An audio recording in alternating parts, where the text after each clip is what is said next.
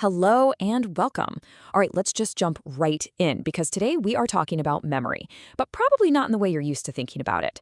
We're going to explore this really radical new idea that suggests your brain has been using a super clever trick, a trick that, get this, comes straight out of the world of artificial intelligence to secretly get you ready for the future. So let me just start with this one big question. What if the main job of your memory isn't to be this perfect, dusty archive of everything that's already happened?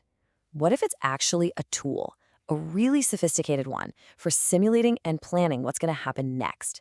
It's a pretty wild thought, I know, but it might just solve one of the biggest puzzles about how our own minds work. Now, to really get this new idea, we have to rewind a little bit and look at a puzzle that has kind of stumped neuroscientists for, well, over 100 years. And it all starts with a basic process of making memories stick around. Yeah, so for a long time, we've known about this thing called memory consolidation. You can think of it like this. All your daily experiences, everything you do, it first gets saved to a sort of temporary folder in your brain. Consolidation is the process of your brain deciding which of those files are actually important enough to move to the permanent hard drive. It's what turns those fragile, short-term memories into stable, long-lasting ones.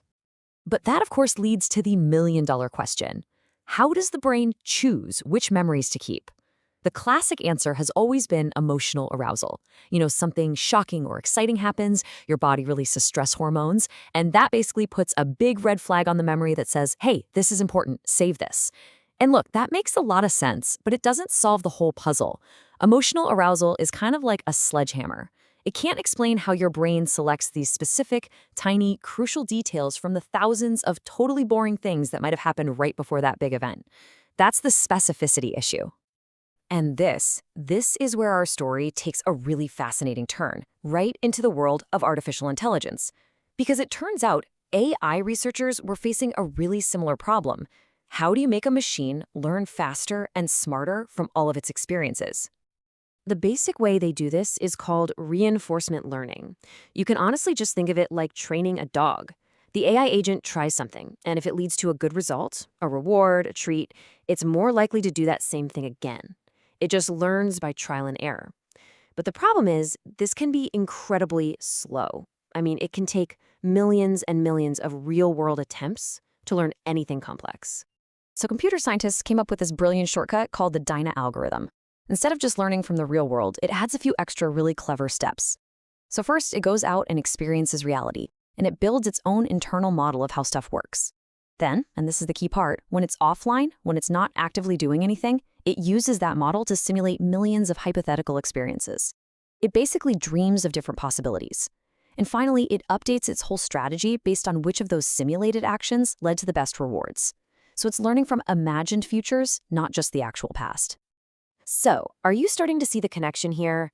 This whole process of offline simulation, of practicing in your head to improve your future performance, well, it sounds suspiciously like what might be happening in our own brains every time we rest or go to sleep. And the latest research is proposing that this is exactly what's happening. Your brain, and specifically a part of it called the hippocampus, is running its own version of this Dyna algorithm. It's not just sitting back and passively filing away old memories. It's actively workshopping the future. This whole process seems to be the job of two key parts of the hippocampus, CA3 and CA1. And you can really think of them as a dynamic duo. According to this new simulation selection model, CA3 acts as the simulator. Its job is to just generate all sorts of what-if scenarios. Then you've got CA1, the selector, which looks at all those scenarios and picks the most valuable ones to lock in. Let's start with the simulator, CA3. This area is just packed with neurons that are all heavily connected to each other. And during rest, it fires off these little high-frequency bursts of activity called sharp-wave ripples. This unique wiring lets it do something absolutely amazing. It can not only replay your past experiences, but it can also mix and match different pieces of them to create totally new scenarios. It's literally imagining pathways you've never even taken. It's the brain's creative engine. Okay, so all of those simulations, the real ones and the imagined ones, get passed along to CA1, the selector. Now, CA1 is different. It doesn't have those same crazy internal connections, so it can't just dream up its own scenarios. But what it does have is a very strong link to the brain's reward system. It's super sensitive to value, so it listens to all the what-if stories that CA3 is telling it, and it preferentially strengthens the connections for any simulation that leads to a good outcome. So, to put it simply, CA3 dreams, and CA1 picks the winning dreams to remember. So let's zoom out. What does all of this mean for how we understand memory? Well, honestly, it pretty much flips the entire concept on its head. What it means is that memory consolidation isn't really about saving the past just for nostalgia's sake. It's an active, adaptive process that's designed to make us better at navigating the future.